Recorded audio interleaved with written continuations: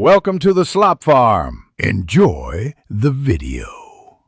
You start by getting your assets in order. Import the BVH or FBX motion file and immediately set the scene frame rate and scale to match the capture. Next, load or create the character armature and inspect bone orientations. Consistent axes prevent flipped limbs. Once done, enable Blender's motion capture or retarget add-on and position the imported rig at the origin.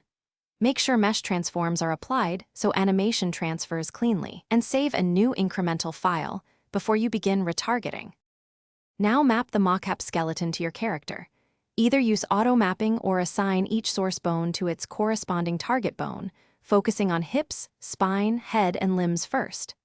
After mapping, tweak rotation and scale offsets so joints align naturally, then bake the retarget to keyframes to lock the motion.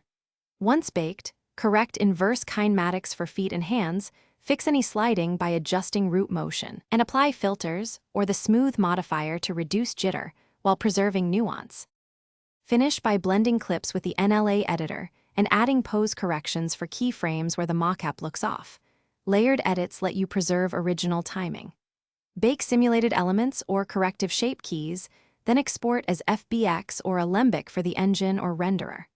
If you get pops or flipping, check bone roll and local axis orientation, apply all transforms, retarget with corrected offsets, and rebake the animation. Making those adjustments usually fixes the majority of retargeting artifacts.